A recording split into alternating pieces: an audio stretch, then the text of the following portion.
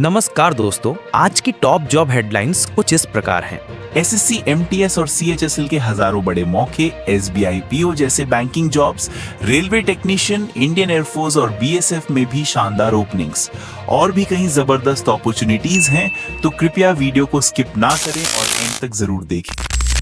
First update, SSC, MTS and havildar recruitment 2025।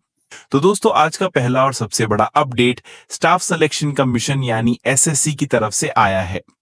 SSC ने advertisement number 04/2025 MTS की तहत multitasking non technical staff यानी MTS और हवलदार CBIC और सीबीएन पोस्ट के लिए एक नया नोटिफिकेशन जारी किया है। इस रिक्रूटमेंट के अंतर्गत अप्रोक्सीमेटली 1075 हवलदार पोस्ट अनाउंस किए गए हैं, जबकि एमटीएस की वैकेंसीज बहुत जल्द रिलीज होने की उम्मीद है, जिससे टोटल वैकेंसीज काफी बढ़ जाएंगी। अगर आपके पास किसी भी रिकॉग्नाइज्ड बोर्ड से क्लास 10th यानी मैट्रिकुलेशन सर्टिफिकेट है, तो आप इन पोस्ट के लिए एलिजिबल हैं। एज क्राइटेरिया की बात करें तो अगस्त 1, 2025 तक जनरली एमटीएस के लिए 18 से 25 साल और हवलदार के लिए 18 से 27 साल तक के कैंडिडेट्स एलिजिबल हैं। SC/ST कैटेगरीज को 5 साल, ओबीसी नॉन क्रीमी लेयर को 3 साल और पर्सन्स विद बेंचमार्क डिसेबिलिटीज यानी पीडब्ल्यूडी को 10 साल की एज रिलैक्सेशन भी दी जा रही है। ऑनलाइन एप्लीकेशंस जून 26, 2025 से शुरू हो चुके हैं और आप जुलाई 24, 2025 तक ऑनलाइन अप्लाई कर सकते हैं। Application fee general, OBC, EWS candidates के लिए 100 रुपीज है, लेकिन SC/ST, पीडब्ल्यूडी, एक्स सर्विसमैन और सभी फीमेल कैंडिडेट्स के लिए ये बिल्कुल फ्री है। सिलेक्शन प्रोसेस में कंप्यूटर बेस्ड एग्जामिनेशन यानी पेपर 1 होगा। उसके बाद हवलदार पोस्ट के लिए फिजिकल एफिशिएंसी टेस्ट यानी पीईटी और फिजिकल स्टैंडर्ड टेस्ट यानी पीएसटी और अंत में डॉक्यूमेंट वेरिफिकेशन होगा। सैलरी पे लेवल 1 यानी 7th सीपीसी के अनुसार है, जिसमें बेसिक पे अप्रोक्सीमेटली 18,000 से 22,000 प्लस अलावेंसेस शामिल है। Second update, SSC CHSL N+2 examination 2025। तो अब बात करते हैं दूसरे बड़े अपडेट की, जो फिर से स्टाफ सिलेक्शन कमीशन यानी एसएससी की तरफ से आया है। एसएससी ने एडवर्टाइजमेंट नंबर 03/2025 सीएचएसएल के तहत कंबाइंड हायर सेकेंडरी लेवल यानी 10+2 एग्जामिनेशन 2025 के लिए नोटिफिकेशन जारी किया है। इस रिक्रूटमेंट में लोअर डिवीजन क्लर्क यानी एलडीसी, जूनियर सेक्रेटरीट असिस्टेंट यानी जेएसए, डेटा एंट्री ऑपरेटर यानी डीईओ और postal assistant PA, sorting assistant SA जैसे पोस्ट शामिल हैं, जिसमें अप्रोक्सीमेटली 3131 पोस्ट्स अनाउंस की गई हैं। फाइनल काउंट बाद में आएगा।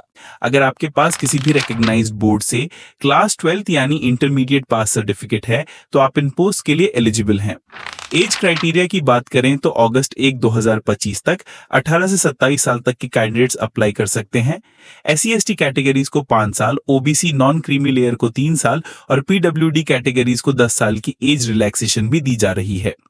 ऑनलाइन एप्लीकेशंस जून 23, 2025 से शुरू हो चुके हैं और आप जुलाई 18, 2025 तक ऑनलाइन अप्लाई कर सकते हैं। एप्लीकेशन फी जनरल, ओबीसी और ईडब्ल्यूएस कैंडिडेट्स के लिए 100 रुपीज है, लेकिन SC/ST, पीडब्ल्यूडी, एक्स सर्विसमैन और सभी फीमेल कैंडिडेट्स के लिए कोई फी नहीं है। सिलेक्शन प्रोसेस में Tier 1 यानी कंप्यूटर बेस्ड एग्जामिनेशन और Tier 2 यानी कंप्यूटर बेस्ड एग्जामिनेशन और स्किल टेस्ट या टाइपिंग टेस्ट शामिल है। सैलरी पोस्ट के हिसाब से पे लेवल 2 से पे लेवल 5 तक हो सकती है। जैसे एलडीसी या जेएसए के लिए बेसिक पे 19,900 से 63,200 और डीईओ के लिए 25,500 से 81,100 तक हो सकती है। Third update, SBI PO recruitment 2025। तो चलिए अब तीसरे अपडेट की ओर बढ़ते हैं, जो स्टेट बैंक ऑफ इंडिया यानी एसबीआई की तरफ से आया है। एसबीआई ने एडवर्टाइजमेंट नंबर CRPD/PO/2025-26/01 के तहत प्रोबेशनरी ऑफिसर यानी पीओ पोस्ट के लिए नोटिफिकेशन जारी किया है। ये बैंकिंग सेक्टर में एक बहुत ही हाईली सॉट आफ्टर जॉब है, जिसमें अप्रोक्सीमेटली 541 वैकेंसीज हैं। अगर आपके पास किसी भी रिकॉग्नाइज्ड यूनिवर्सिटी से ग्रेजुएट डिग्री है, तो आप इस मौके का फायदा उठा सकते हैं। एज क्राइटेरिया की बात करें तो अप्रैल 8, 2025 तक मिनिमम 21 साल से मैक्सिमम 30 साल तक के कैंडिडेट्स एलिजिबल हैं। SC/ST कैटेगरीज को 5 साल, ओबीसी नॉन क्रीमी लेयर को 3 साल और पीडब्ल्यूडी कैटेगरीज को 10 साल की एज रिलैक्सेशन भी दी जा रही है। ऑनलाइन एप्लीकेशंस जून 24, 2025 से शुरू हो चुके हैं और आप जुलाई 14, 2025 तक ऑनलाइन अप्लाई कर सकते हैं। एप्लीकेशन फी जनरल, ईडब्ल्यूएस और ओबीसी कैंडिडेट्स के लिए 75 रुपीज है, लेकिन एससी एसटी पीडब्ल्यूडी कैंडिडेट्स को कोई फी नहीं देनी होगी। सिलेक्शन प्रोसेस में फेज 1 यानी प्रिलिमिनरी एग्जाम, फेज 2 यानी main exam objective plus descriptive और फेज 3 यानी इंटरव्यू और ग्रुप डिस्कशन शामिल है।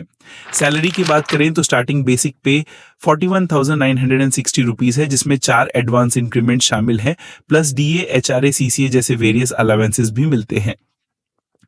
Fourth update, railway RRB technician recruitment 2025। तो दोस्तों, पांचवा अपडेट एक बहुत ही बड़ा और रीसेंट है जो रेलवे रिक्रूटमेंट बोर्ड्स यानी आरआरबी की तरफ से आया है।